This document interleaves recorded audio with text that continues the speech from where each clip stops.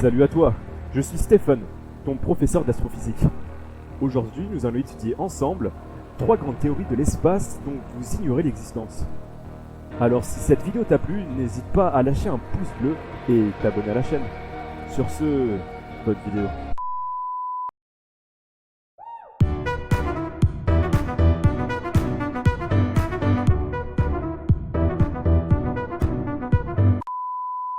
Moi c'est Stéphane, et aujourd'hui je vais vous faire voyager dans un monde inconnu. Ce monde c'est l'espace. Nous pensons tout connaître de lui, mais en réalité nous n'avons qu'une infime connaissance de ce vaste étendue de vide. Je vais essayer de vous en apprendre un peu plus en vous parlant de 3 grandes théories que vous ignorez sans doute. La première théorie est la théorie des trous de verre. Donc c'est une théorie qui est extrêmement convoitée par tous les grands chercheurs d'astrophysique. Et là je vous vois venir, qu'est-ce qu'un trou de verre? Non, ce n'est pas le petit ver de terre qui vient creuser dans la terre, mais c'est ceci. Donc nous avons un point A et un point B, et entre les deux nous avons un pont. Normalement, pour nous rendre au point B, nous devrons emprunter ce chemin-là, mais nous avons découvert un autre moyen de traverser plus rapidement cette distance en empruntant alors ce chemin-là. Bien que cette théorie ait été laissée pendant presque 50 ans, en 1980, des chercheurs comme Stephen Hawking, pour le plus connu, se sont de nouveau intéressés à cette théorie. Mais vous devez vous demander quels sont les enjeux de cette théorie. Eh bien, figurez-vous que ces enjeux ont été mis en évidence dans un film extrêmement connu. Il s'appelle Interstellar. Vous avez sans doute déjà dû regarder ce film. Eh bien, les trous de verre sont expliqués dans ce film et sont utilisés.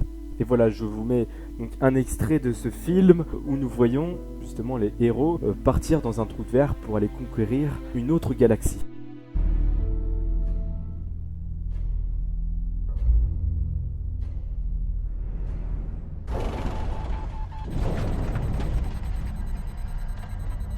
The controls won't work here.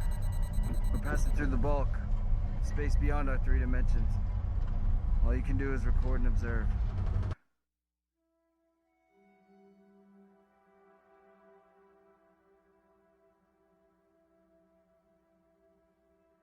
Mais si cette théorie s'avérait vraie, nous ne pourrions tout de même pas se rendre dans un autre univers ou dans une autre galaxie, car nos moyens de transport ne sont pas encore au point.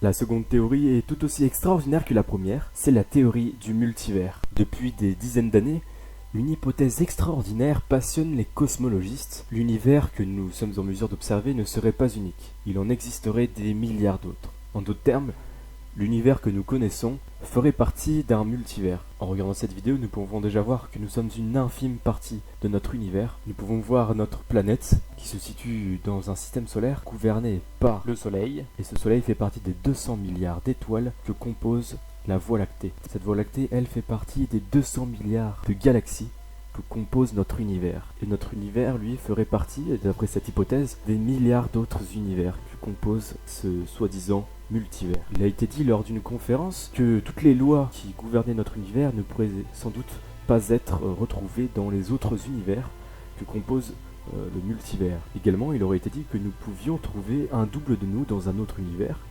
car en effet, il y a une infinité de possibilités, et nous pourrions retrouver exactement les mêmes lois que chez nous, et donc un même univers qui serait peut-être identique au nôtre. La troisième et dernière théorie va porter sur la planète la plus prometteuse de notre système solaire. Il s'agit de Mars. En effet, nous pouvons voir sur internet des photos prises par Curiosity, une sonde lancée sur Mars, qui montre quelques objets, quelques animaux peut-être, quelques bâtiments retrouvés sur Mars grâce justement à cette sonde. Et je peux vous dire que ces photos peuvent vous laisser perplexe. Alors voilà, je vous les montre et on va essayer d'analyser un petit peu ça. Sur cette première photo, nous pouvons voir la présence d'une pyramide qui aurait été posée ici par une ancienne civilisation de Mars.